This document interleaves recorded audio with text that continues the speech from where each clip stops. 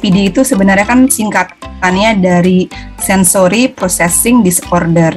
Jadi kalau mungkin kita terjemahkan secara harfiah, jadi mungkin ada suatu kelainan dalam memproses dari indera sensori kita.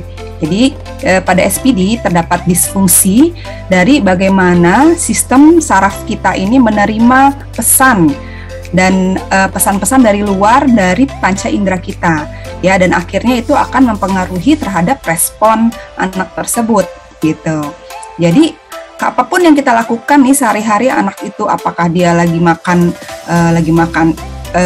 makanannya, atau dia mungkin lagi menggambar, atau dia lagi belajar, itu semua sebenarnya aktivitas itu memerlukan pemrosesan dari sensasi yang ada gitu, dan juga dia harus merespon balik terhadap sensasi yang ada. Jadi semua kegiatan kita ini adalah intinya harus memproses input atau pesan dari luar gitu. Jadi kalau dilihat dari gambar ini ya, kita kan bisa lihat, kelihatan nggak ya kursor saya? Nggak ya?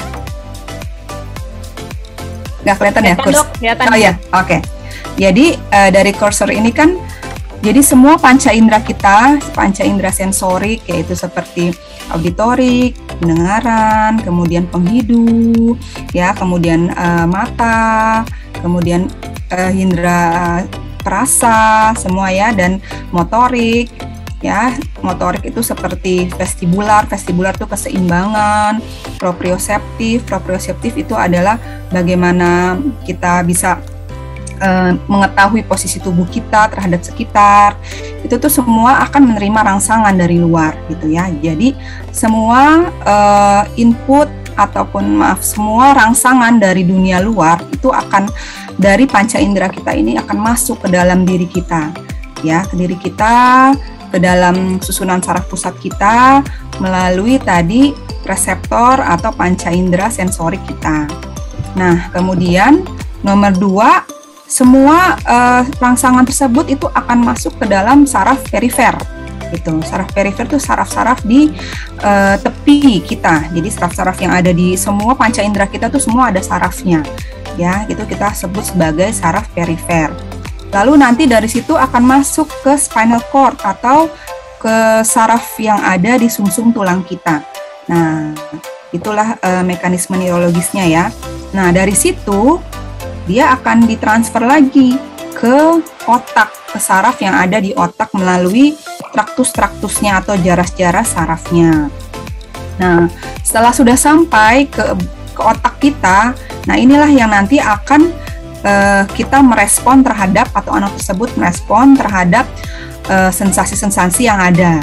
Bisa responnya terlalu berlebihan, ya, jadi semua message atau pesan dari luar itu akan direspons berlebihan gitu ya. Dia memfilternya tuh berlebihan, jadi menyebabkan mungkin dia akan terlalu senang, atau akan malah terlalu terganggu, atau akan malah terlalu bingung gitu.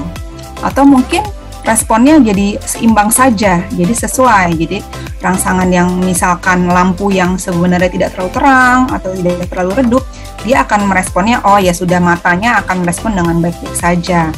Tapi mungkin kalau dia over arousal, dia mungkin akan merasa sangat terganggu, sangat akan terlalu silau sekali, seperti itu.